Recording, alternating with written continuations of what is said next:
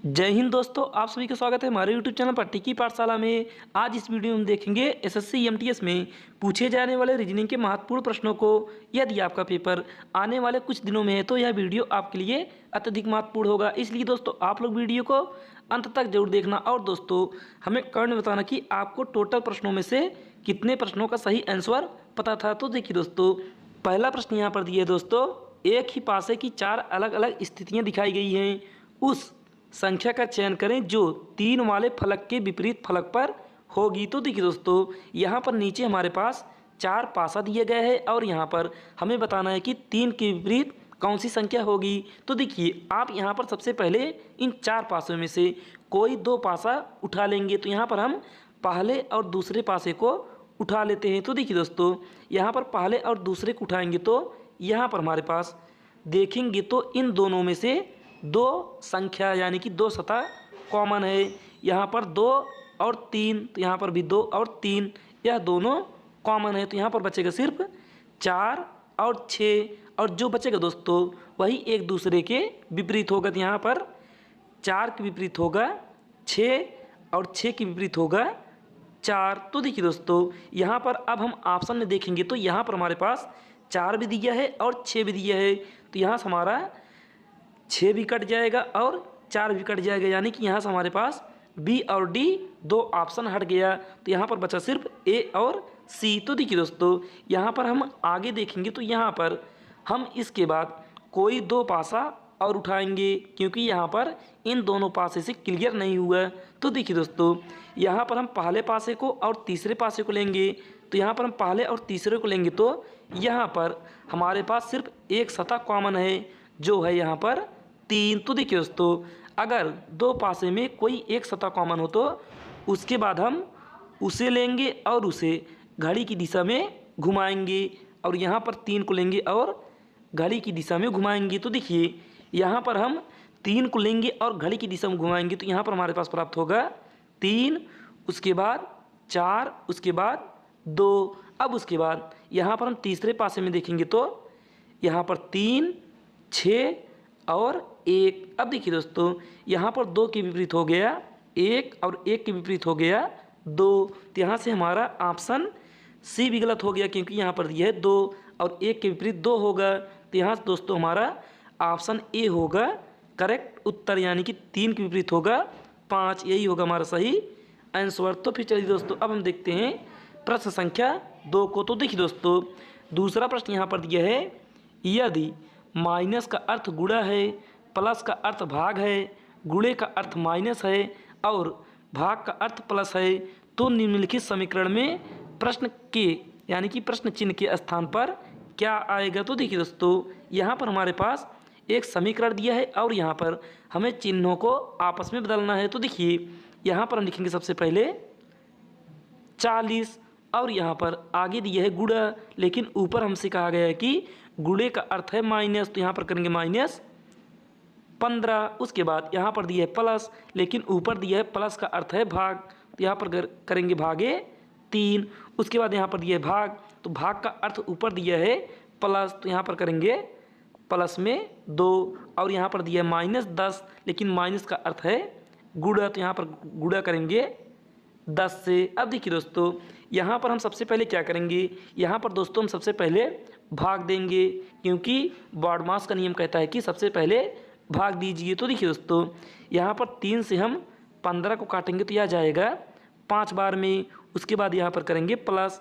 अब यहाँ पर हम दोस्तों उसके बाद करेंगे गुणा, तो यहाँ पर हम 2 का गुणा 10 में करेंगे तो यहाँ पर होगा 20, और यहाँ पर आगे दिया है 40 माइनस। अब देखिए दोस्तों, यहाँ पर 40 में 5 घटाएंगे तो यहाँ पर होगा 35। उसके बाद यहाँ पर प्लस में 20। अब यहाँ पर 35 में 20 जोड़ेंगे तो कितना होगा, यहाँ पर दोस्तों 5 में 0 जोड़ेंगे तो यहाँ पर हो गया 5, और 3 में 2 जोड़ेंगे तो यहाँ पर होगा 5, यानी कि होगा हमारा 55 राइट आंसर, यानी कि इस प्रश्नवाचक चिन्ह के स्थान पर होगा 55, जो कि ऑप्शन नंबर ए में दिया है। तो यही होगा करेक्ट उत्तर। तो फिर चलिए दोस्तों, अब हम देखते हैं प्रश्न संख्या 3 को। तो देखिए दोस्तों, तीसरा प्रश्न यहाँ पर दिया है, एक निश्चित कूट भाषा में BATH को 1482 लिखा जाता है और HALT को 8 1 2 6 लिखा जाता है।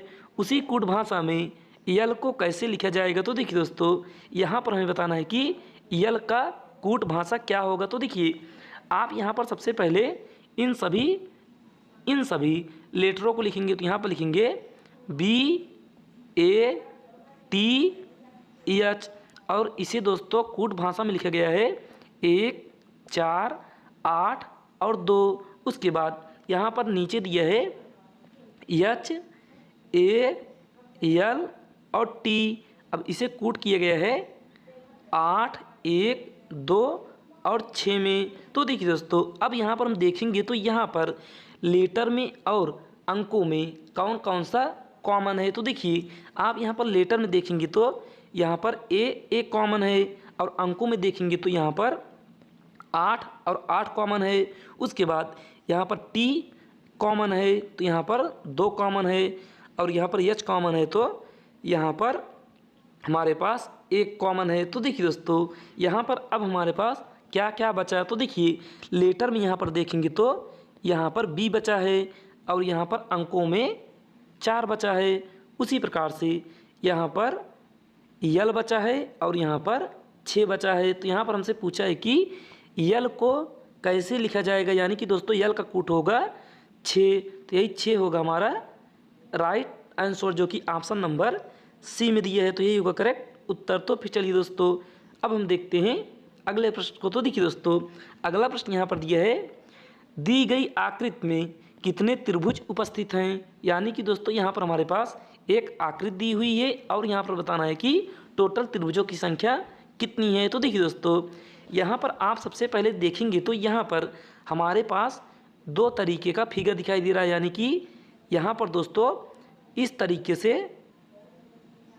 एक आकृति बनी हुई है और यहाँ पर उसी प्रकार से नीचे भी आकृति दी हुई है। यानी कि यहाँ पर दोस्तों यहाँ पर एक आकृति और यहाँ पर बड़ा वाला एक आकृति। यानी कि दोस्तों यहाँ पर सबसे पहले हम गिनेंगे इसमें टोटल त्रिभुज कितने होंगे। तो देखिए दोस्तों, यहाँ पर अंदर गिनेंगे तो यहाँ पर 1 2 3 4 और 5।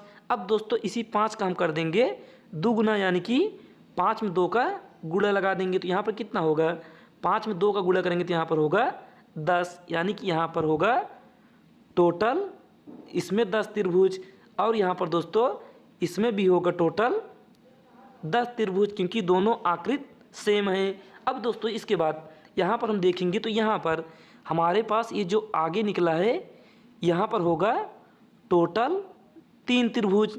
अब उसके बाद यहाँ पर और आगे देखेंगे तो यहाँ पर हमारे पास यह एक बड़ा वाला होगा 1 त्रिभुज और एक उसी प्रकार से नीचे भी बनेगा, यानी कि 2 त्रिभुज यहाँ से हो गया।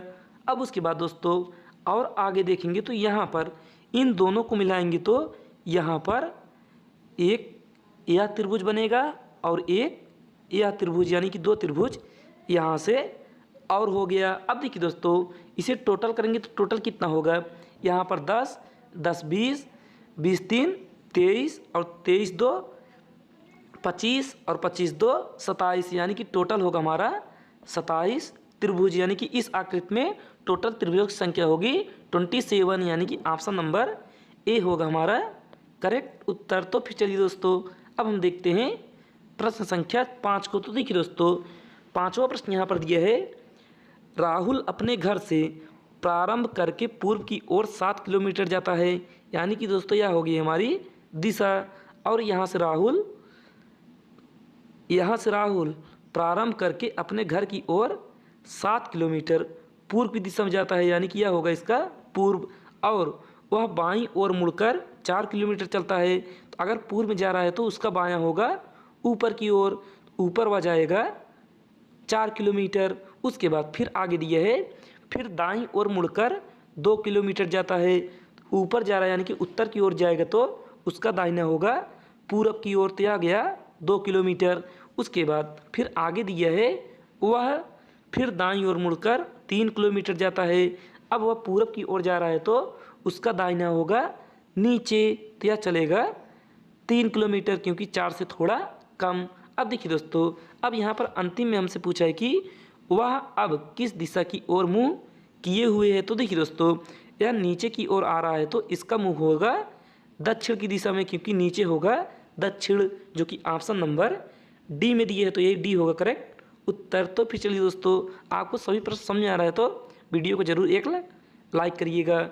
अब यहाँ पर हम देखते हैं प्रश्न संख्या 6 को। तो देखिए दोस्तों, छठवां प्रश्न यहाँ पर दिया है 4:15 पर घड़ी की दोनों सुइयों के बीच का कोण क्या होगा। तो देखिए दोस्तों, यहाँ पर आप सबसे पहले घड़ी के बीच का कोण निकालने के लिए आपको एक सिंपल फार्मूला याद होना चाहिए।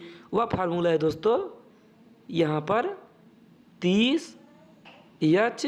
अब देखिए दोस्तों, बीच का कोण कहा है तो यहाँ पर लेंगे माइनस, और बाहर का कोण कहा था तो यहाँ पर लेते प्लस। तो यहाँ पर होगा 11/2 और गुणे में मिनट। अब देखिए दोस्तों, इसी सूत्र पर हम इन मानों को रखेंगे। तो देखिए, आप यहाँ पर सबसे पहले लिखेंगे 30 गुणे एच के स्थान पर 4, उसके बाद माइनस 11/2 और गुणे मिनट के स्थान पर 15। अब देखिए दोस्तों, यहाँ पर हम 15 को 2 से काटेंगे, यानी कि 2 से 15 को काटेंगे तो यह जाएगा 7.5, यानी कि 7.5। और यहाँ पर दोस्तों 30 का गुणा 4 में करेंगे तो यहाँ पर कितना होगा, यह होगा 4×3 12, यानी कि 120। और यहाँ पर दोस्तों हम 11 का गुणा 7.5 में करेंगे, कितना आएगा। यहाँ पर दोस्तों आप इसका गुणा करके देख लीजिएगा, और जो आएगा आप उसे हमें कमेंट में जरूर बताइएगा।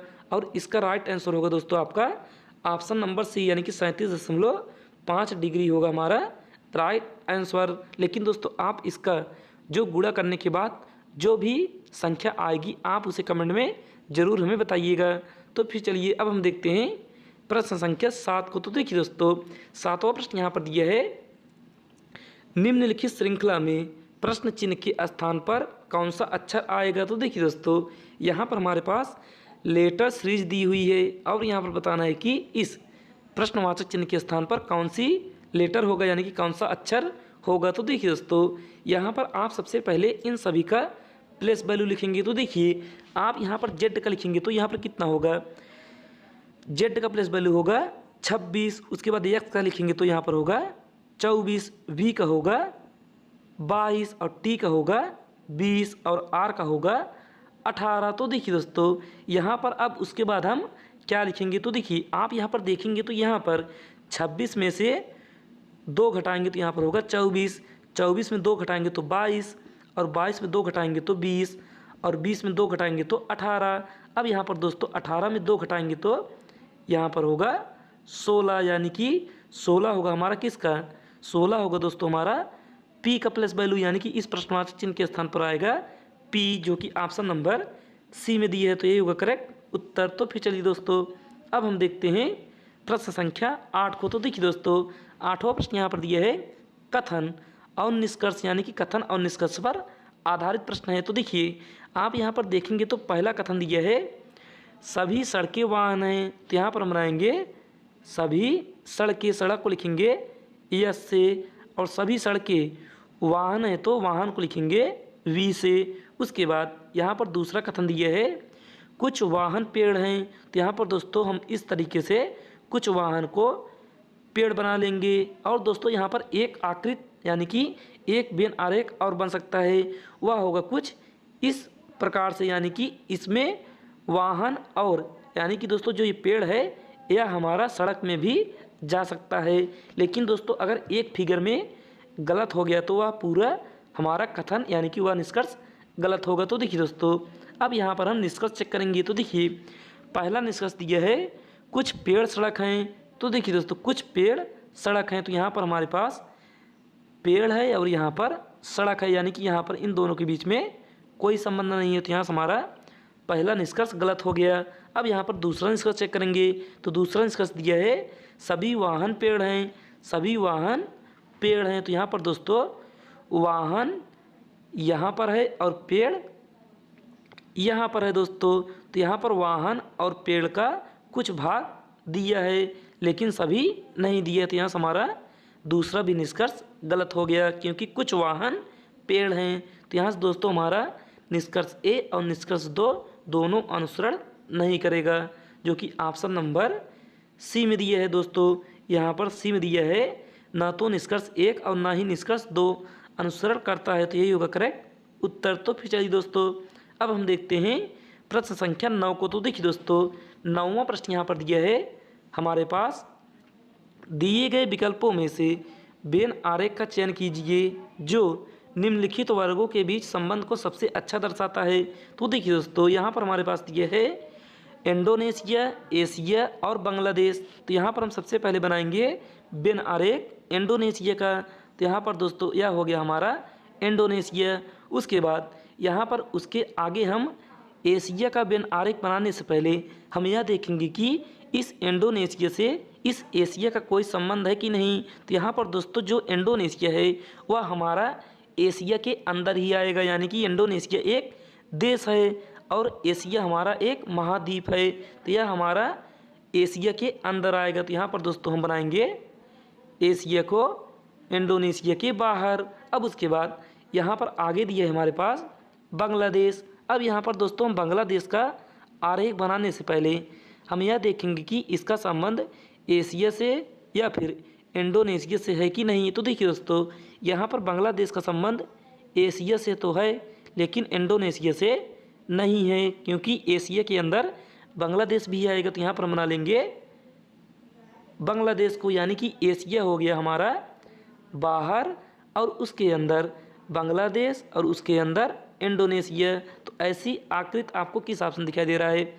ऐसी आकृति दोस्तों ऑप्शन नंबर सी में दिया है, तो ये सी होगा हमारा करेक्ट आंसर। तो फिर चलिए दोस्तों, अब हम देखते हैं प्रश्न संख्या 10 को। तो देखिए दोस्तों, 10वां प्रश्न यहाँ पर दिया है, निम्नलिखित शब्दों की व्यवस्था को तार्किक और सार्थक क्रम में दर्शाने के लिए सही विकल्प का चयन करें। तो देखिए दोस्तों, यहाँ पर हमारे पास 5 शब्द दिया है और यहाँ पर उसके अनुसार कुछ ऑप्शन दिए हैं। तो यहाँ पर दोस्तों हमें इसे तार्किक और सार्थक क्रम में बैठाना है। तो देखिए दोस्तों, यहाँ पर हम देखेंगे तो यहाँ पर सबसे पहले दिया है राज्य, उसके बाद गली, उसके बाद मकान संख्या, उसके बाद शहर, उसके बाद देश। तो देखिए दोस्तों, यहाँ पर हम सबसे पहले क्या ढूंढते हैं?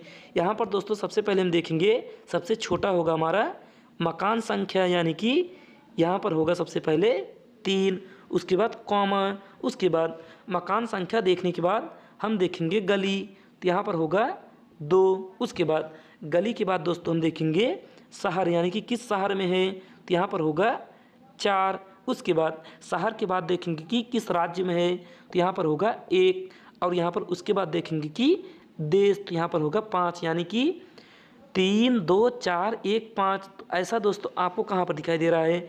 ऐसा दोस्तों आपको ऑप्शन नंबर ए में ही दिया है, यानी कि ऑप्शन ए होगा हमारा करेक्ट आंसर। तो फिर चलिए दोस्तों, अब हम देखते हैं प्रश्न संख्या 11 को। तो देखिए दोस्तों, 11 नंबर का प्रश्न यहाँ पर दिया है, एक विशिष्ट कूट भाषा में यदि TWENTY को WTENYT के रूप में कूटबद्ध किया जाता है तो उस भाषा में ANIMAL को कैसे कूटबद्ध किया जाएगा? तो देखिए दोस्तों, यहाँ पर हमारे पास TWENTY को WTENYT के रूप में कूटबद्ध किए गए हैं। तो यहाँ पर हम दोस्तों लिखेंगे TWENTY।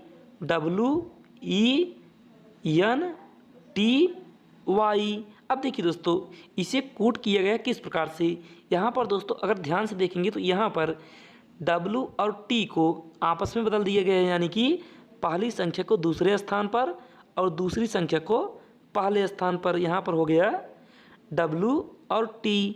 उसी प्रकार से दोस्तों यहाँ पर हम आगे देखेंगे तो यहाँ पर एनिमल को अगर हम बदलेंगे तो यहाँ पर क्या होगा?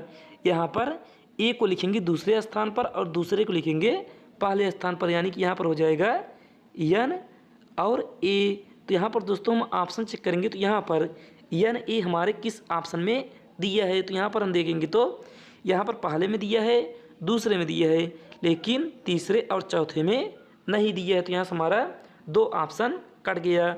अब यहाँ पर दोस्तों आगे देखेंगे तो यहाँ पर हमारे पास दिया है ई और एन, और यहाँ पर आगे दिया है दोस्तों ई और एन, यानी कि यह इसे सेम उसी प्रकार से लिख दिया गया है। तो यहाँ पर दोस्तों हम आई और एम को उसी प्रकार से लिख देंगे। तो यहाँ पर दोस्तों अब हम देखेंगे तो यहाँ पर ऑप्शन बी में सिर्फ आई और एम दिया है, लेकिन ऑप्शन ए में एम और आई दिया है, यानी कि बीच वाली संख्या को भी उलट दिया है। तो यहाँ से हमारा ऑप्शन बी होगा राइट आंसर। तो फिर चलिए दोस्तों अब हम देखते हैं प्रश्न संख्या 12 को। तो देखिए दोस्तों 12 नंबर का प्रश्न यहाँ पर दिया है, अनुक्रम में ऐसी कितनी विषम संख्याएं हैं जिनके ठीक बाद में एक सम संख्या आती है। तो देखिए दोस्तों यहाँ पर हम सबसे पहले ढूंढेंगे विषम संख्या को। तो देखिए 2 हमारी एक सम संख्या है, लेकिन 5 विषम संख्या है। तो यहाँ पर दोस्तों 5 के बाद एक 4 दिया है जो कि एक सम संख्या है, तो यहाँ से हमारे पास 1 बन गया। उसके बाद यहाँ पर देखेंगे तो यहाँ पर 1 दिया है और 1 के बाद 8 है, तो यहाँ से हमारे पास 2 मिल गया। अब यहाँ पर दोस्तों देखेंगे 9 के बाद 6 है, तो यहाँ से 1 और मिल गया। और यहाँ पर दोस्तों 3 के बाद 2 है, और यहाँ पर 7 के बाद 8 है, और यहाँ पर दोस्तों 1 के बाद 2 है, और 3 के बाद 6 है, और 1 के बाद 2 है, और यहाँ पर 5 के बाद 8 है, और 9 के बाद 6 है। तो देखिए दोस्तों यहाँ पर टोटल कितना हुआ, 1 2 3 4 5 6 7 8 9 और 10, यानी कि यहाँ पर टोटल इतने समूह हैं जिनके सम के बाद विषम है। तो यहाँ से ऑप्शन बी होगा करेक्ट उत्तर। तो चलिए फिर अब हम देखते हैं प्रश्न संख्या 13 को। तो देखिए दोस्तों यहाँ पर 13 नंबर का प्रश्न दिया है, निम्नलिखित में से कौन सा अक्षर दी गई श्रृंखला में प्रश्न चिन्ह को प्रतिस्थापित करेगा। तो देखिए दोस्तों यहाँ पर हमारे पास लेटर सीरीज दिया है और यहाँ पर बताना है कि इस प्रश्नवाचक चिन्ह के स्थान पर कौन सा लेटर होगा। तो देखिए दोस्तों यहाँ पर आप सबसे पहले बी का लिखेंगे प्लेस वैल्यू, तो यहाँ पर होगा 2, और डी का लिखेंगे तो यहाँ पर होगा 4, जी का लिखेंगे तो यहाँ पर होगा 7, के का लिखेंगे तो यहाँ पर होगा 11, और पी का लिखेंगे तो यहाँ पर होगा 16। अब देखिए दोस्तों यहाँ पर हम देखेंगे तो यहाँ पर हमारे पास कौन सा नियम चल रहा है। तो देखिए दोस्तों यहाँ पर अगर आप 2 में 2 जोड़ेंगे तो यहाँ पर होगा 4, और 4 में अगर आप 3 जोड़ेंगे तो यहाँ पर होगा 7, और 7 में अगर आप 4 जोड़ेंगे तो यहाँ पर होगा 11, और 11 में 5 जोड़ेंगे तो यहाँ पर होगा 16। अब दोस्तों हम यहाँ पर 16 में 6 जोड़ेंगे तो कितना होगा, यहाँ पर 16 में 6 जोड़ेंगे तो यहाँ पर होगा 22, और 22 किसका होगा, 22 होगा हमारा v का प्लस वैल्यू, यानी कि v का प्लस वैल्यू होगा 22। इस प्रश्नवाचक चिन्ह के स्थान पर आएगा v, जो कि ऑप्शन नंबर बी में दिया है, तो ये बी होगा हमारा करेक्ट उत्तर। तो फिर चलिए दोस्तों अब हम देखते हैं प्रश्न संख्या 14 को। तो देखिए दोस्तों 14 नंबर का प्रश्न यहाँ पर दिया है, दिए गए आकृति में प्रश्न चिन्ह के स्थान पर क्या आएगा। तो देखिए दोस्तों यहाँ पर हमारे पास एक आकृति दी हुई है और यहाँ पर बताना है कि इस प्रश्नवाचक चिन्ह के स्थान पर कौन सी संख्या होगी। तो देखिए दोस्तों आप इस तरह के प्रश्नों को करने के लिए 2 नियम लगा सकते हैं। तो देखिए आप यहाँ पर दोस्तों 12 और 7 में ऐसा क्या नियम लगाएं कि यहाँ पर 70 प्राप्त हो जाए, और वही नियम 15 और 6 में लगाएंगे कि यहाँ पर 78 प्राप्त हो, और वही सेम नियम दोस्तों हम 11 और 9 में लगाएंगे। तो देखिए दोस्तों यहाँ पर आप सबसे पहला नियम लगाएंगे कि यहाँ पर 12 में अगर 2 घटाएंगे तो यहाँ पर होगा 10, और 10 का गुणा 7 में करेंगे तो यहाँ पर होगा 70। उसी प्रकार से यहाँ पर 15 में 2 घटाएंगे तो यहाँ पर होगा 13, और 13 में 6 का गुणा करेंगे तो यहाँ पर होगा 78। उसी प्रकार से 11 में 2 घटाएंगे तो यहाँ पर होगा 9, और 9 में 9 का गुणा करेंगे तो यहाँ पर होगा 81, यानी कि इस प्रश्नवाचक चिन्ह के स्थान पर आएगा 81, जो कि ऑप्शन नंबर सी में दिया है। और दोस्तों अगला नियम लगाएंगे तो यानी कि दूसरा मेथड लगाएंगे तो यहाँ पर क्या होगा, यहाँ पर दोस्तों आप सबसे पहले 12 का गुणा करेंगे 7 में, तो कितना होगा 12 7 84, तो यहाँ पर दोस्तों होगा 12 7 84। उसके बाद इस 7 का करेंगे दुगुना, तो 7 का दुगुना कितना होगा, यहाँ पर होगा 14। अब 14 में 84 में 14 माइनस करेंगे तो यहाँ पर होगा 70। उसी प्रकार से दोस्तों यहाँ पर 15 का गुणा 6 में करेंगे कितना होगा, 15 छक्का 90। अब उसके बाद इस 6 का करेंगे दुगुना, तो यहाँ पर होगा 12, तो 90 में 12 घटाएंगे तो यहाँ पर होगा 78। उसी प्रकार से यहाँ पर 11 का गुणा 9 में करेंगे कितना होगा, यहाँ पर होगा 11 9 99, और 99 में दोस्तों आप 9 का दुगुना करेंगे तो यहाँ पर होगा 18। अब 99 में 18 घटाएंगे तो यहाँ पर होगा 81, जो कि ऑप्शन नंबर सी में दिया है। तो फिर चलिए दोस्तों अब हम देखते हैं प्रश्न संख्या 15 को। तो देखिए दोस्तों 15 प्रश्न यानी कि 15 नंबर का प्रश्न यहाँ पर दिया है, दिए गए विकल्पों में से उस वर्ण युग्म का चयन कीजिए जो निम्नलिखित श्रृंखला में प्रश्न चिन्ह को प्रतिस्थापित कर सकता है। तो देखिए दोस्तों, यहाँ पर हमारे पास एक श्रृंखला दी हुई है और यहाँ पर बताना है कि इस प्रश्नवाचक चिन्ह के स्थान पर कौन सा अक्षर समूह होगा। तो देखिए दोस्तों, यहाँ पर आप सबसे पहले देखेंगे तो यहाँ पर दिया है GKH और यहाँ पर DNL और यहाँ पर WQO और यहाँ पर TTS और यहाँ पर GWH और यहाँ पर प्रश्नवाचक चिन्ह। तो देखिए दोस्तों, यहाँ पर आप इसे इस तरीके से लगाने का प्रयास नहीं करिएगा, क्योंकि दोस्तों आप इस तरीके से इसे नहीं लगा सकते। आप यहाँ पर दोस्तों इसे दो दो उसमें बांटिएगा, यानी कि इसका संबंध इसके साथ, इसका संबंध इसके साथ और इसका संबंध इसके साथ करके लगाइएगा। तो देखिए दोस्तों, यहाँ पर आप अगर G का प्लेस वैल्यू लिखेंगे तो कितना होगा, यहाँ पर होगा 7। उसके बाद K का लिखेंगे तो 11 और H का लिखेंगे तो 8। अब देखिए दोस्तों, यहाँ पर अगर हम 7 में 3 माइनस करेंगे तो यहाँ पर होगा 4 और 4 किसका होगा, 4 होगा हमारा D का। उसके बाद यहाँ पर 11 में अगर हम 3 जोड़ेंगे तो यहाँ पर होगा 14 और 14 किसका होगा, 14 होगा हमारा N का। उसके बाद इस 8 में अगर हम 4 जोड़ेंगे तो यहाँ पर होगा 12 और 12 किसका होगा, 12 होगा हमारा दोस्तों L का। जो यहाँ पर दोस्तों देखिए DNL, तो यहाँ पर आगे DNL दिया है।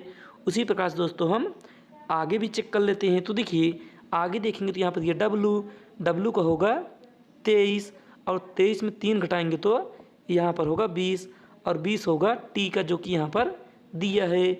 उसके बाद यहाँ पर दिया Q का होगा 17 में 3 जोड़ेंगे तो यहाँ पर होगा 20 और 20 का होगा T, जो कि आगे दिया है। और यस का होगा 19 में 4 जोड़ेंगे तो यहाँ पर होगा 23। 19 में दोस्तों अगर हम 4 जोड़ेंगे तो यहाँ पर कितना होगा, सॉरी दोस्तों यहाँ पर दिया है O में O का होगा 15, तो यहाँ पर हम 15 में 4 जोड़ेंगे तो यहाँ पर होगा 19 और 19 होगा हमारा यस का, जो कि यहाँ पर दिया है।